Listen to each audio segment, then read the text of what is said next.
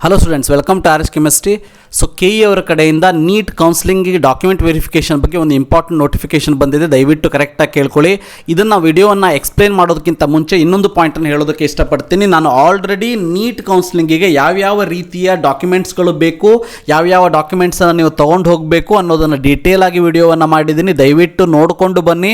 So ಇನ್ನು ನೀವು ನನ್ನ ಚಾನಲ್ನ ಕರೆಕ್ಟಾಗಿ ಫಾಲೋ ಮಾಡ್ತಾ ಇದ್ದರೆ ನಿಮಗೆ ಗೊತ್ತಿರ್ತದೆ. ನಾನು ಆಲ್ರೆಡಿ ಇದನ್ನು ಕರೆಕ್ಟಾಗಿ ಮಾಡಿದ್ದೀನಿ. ಅದನ್ನು ನೋಡ್ಕೊಂಡು ಬನ್ನಿ. ನೋಡಿಲ್ಲ ಅಂದರೆ ಸರ್ಚ್ ಮಾಡಿ ನೋಡಿ. ಇನ್ನು ಈ ಒಂದು ನೋಟಿಫಿಕೇಷನ್ ಪ್ರಕಾರ ಯಾರ್ಯಾರು ದಾಖಲೆ ಪರಿಶೀಲನೆಗೆ ಅಂದರೆ ಡಾಕ್ಯುಮೆಂಟ್ ವೆರಿಫಿಕೇಷನ್ಗೆ ಹಾಜರಾಗುವಂಥ ಅವಶ್ಯಕತೆ ಇಲ್ಲ ಅನ್ನೋದನ್ನು ಮೊದಲು ಹೇಳ್ತೀನಿ, ಕೇಳ್ಕೊಳ್ಳಿ. ಯಾರ್ಯಾರು ಹೋಗುವಂಥ ಅವಶ್ಯಕತೆ ಇಲ್ಲ? ಯಾರ್ಯಾರು UGCET ಎಕ್ಸಾಮಿನೇಷನನ್ನು ಬರೆದುಬಿಟ್ಟು ಈಗ UGCET ಕೌನ್ಸಿಲಿಂಗಲ್ಲಿ ಪಾರ್ಟಿಸಿಪೇಟ್ ಮಾಡ್ತಾ ಇದ್ದೀರಿ, ವೆರಿಫಿಕೇಷನ್ ಸ್ಲಿಪ್ಪನ್ನು ಡೌನ್ಲೋಡ್ ಮಾಡ್ಕೊಂಡಿದ್ದೀರಿ, ಮತ್ತು ನಿಮ್ಮ ಒಂದು ನೀಟ್ ರಿಜಿಸ್ಟ್ರೇಷನ್ ಫಾರ್ಮ್ನಲ್ಲಿ ಯಾವುದೇ ರೀತಿಯ ಚೇಂಜನ್ನು ಮಾಡಿಲ್ಲ ಅಂತ ಅನ್ನೋರು ನೀವು ನಿಮ್ಮ ಒಂದು ಡಾಕ್ಯುಮೆಂಟ್ ವೆರಿಫಿಕೇಷನಿಗೆ ಹೋಗುವಂಥ ಅವಶ್ಯಕತೆ ಇರೋದಿಲ್ಲ.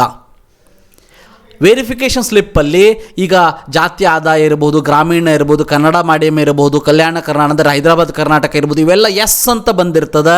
ನಿಮಗೆ ಅದು ಎಸ್ಸೇ ಬೇಕಾಗಿರ್ತದೆ, ನೀವು ಹೋಗುವಂಥ ಅವಶ್ಯಕತೆ ಇಲ್ಲ.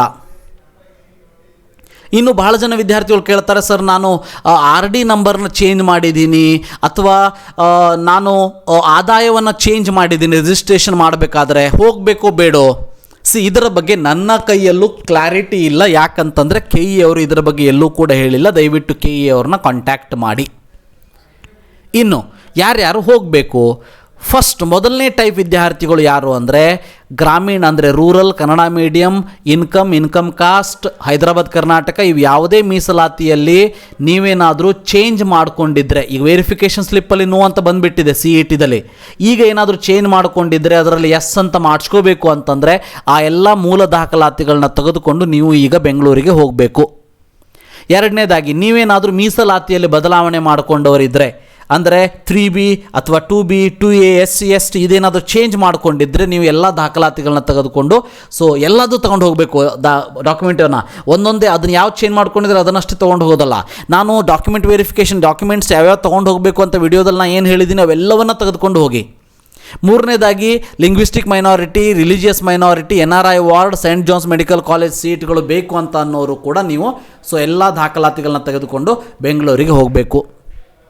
ಇನ್ನು ನಾಲ್ಕನೇದಾಗಿ ತಮಗೆಲ್ಲ ಗೊತ್ತಿರೋ ಹಾಗೆ ಇವತ್ತು ಲಾಸ್ಟ್ ಡೇಟ್ ಇತ್ತು ರಿಜಿಸ್ಟ್ರೇಷನ್ ಮಾಡ್ಕೊಳ್ಳೋದಕ್ಕೆ. ಹೌದಾ?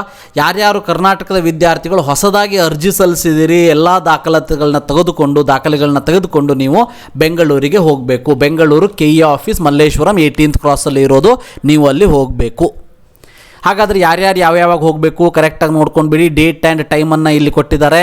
ನಾವು 9:15ರಿಂದ 11 ಯಾರ್ಯಾರು ಹೋಗಬೇಕು, 11:15ರಿಂದ 1:15, 2ರಿಂದ 4, 4:15ರಿಂದ 6:15. 27ನೇ ತಾರೀಕು ಒಂದು ರ್ಯಾಂಕ್, ಇದು ಆಲ್ ಇಂಡಿಯಾ ರ್ಯಾಂಕ್ ಪ್ರಕಾರ ಇರ್ತದೆ ಅನ್ನೋದು ಗೊತ್ತಿರಲಿ. Rank number 1ರಿಂದ 25,000. 28ನೇ ತಾರೀಕು Friday 25,000 to 1 lakh. 29th Saturday 1 lakh to 2 lakh.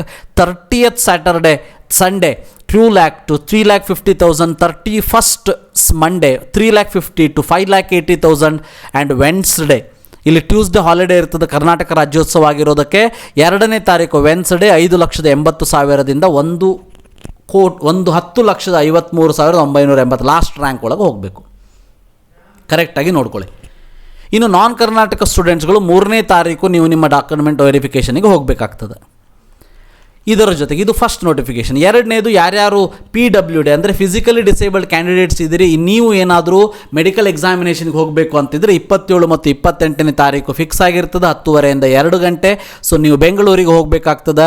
ಇಲ್ಲಿ ಭಾಳ ಇಂಪಾರ್ಟೆಂಟ್ ಗಮನಿಸಬೇಕಾದಂಥ ವಿಷಯ ಅಂತಂದರೆ UGCETಯಲ್ಲಿ ನೀವು ವಿಕಲಚೇತನ ಅಭ್ಯರ್ಥಿಗಳಾಗಿದ್ದು ಮೆಡಿಕಲ್ಸ್ ಎಕ್ಸಾಮಿನೇಷನ್ಗೆ ಹಾಜರಾಗಿದ್ದರೂ ಕೂಡ ನೀವು ನೀಟ್ ಕೌನ್ಸಿಲಿಂಗಿಗೆ ಸಪರೇಟಾಗಿ ಮೆಡಿಕಲ್ ಎಕ್ಸಾಮಿನೇಷನ್ನ ಮಾಡ್ಕೊಂಡು ಬರಬೇಕು ಅನ್ನೋದು ಗೊತ್ತಿರಲಿ.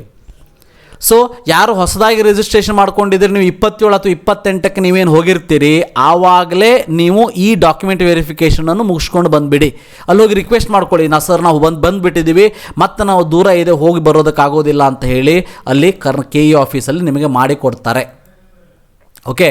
ಇನ್ನು ಇಲ್ಲಿ ಯಾರು ಕ್ಲಾಸ್ ಸಿ ಮತ್ತು ಕ್ಲಾಸ್ ಡಿ ವಿದ್ಯಾರ್ಥಿಗಳಿದ್ದೀರಿ. ನಿಮಗೆ ಎಕ್ಸಾಮಿನೇಷನ್ನಿಗೆ ನಿಮ್ಮ ಒಂದು ಹೊರನಾಡು ಮತ್ತು ಗಡಿನಾಡು ಕನ್ನಡ ಟೆಸ್ಟ್ ಏನಿರ್ತದೆ ಅದರ ಪ್ರವೇಶ ಪತ್ರ ಡೌನ್ಲೋಡ್ ಅಡ್ಮಿಷನ್ ಕಾರ್ಡನ್ನು ಡೌನ್ಲೋಡ್ ಮಾಡ್ಕೊಳ್ಳೋದಕ್ಕೆ ಲಿಂಕನ್ನು ಕೊಟ್ಟಿದ್ದಾರೆ, ದಯವಿಟ್ಟು ಡೌನ್ಲೋಡ್ ಮಾಡ್ಕೊಳ್ಳಿ. ಅರ್ಥ ಆಯಿತು ಅಂತ ಅನ್ಕೋತೀನಿ. ಯಾರ್ಯಾರು ಡಾಕ್ಯುಮೆಂಟ್ ವೆರಿಫಿಕೇಷನ್ಗೆ ಹೋಗಬೇಕು, ಯಾರು ಹೋಗುವಂಥ ಅವಶ್ಯಕತೆ ಇಲ್ಲ. Thank you, have a nice day.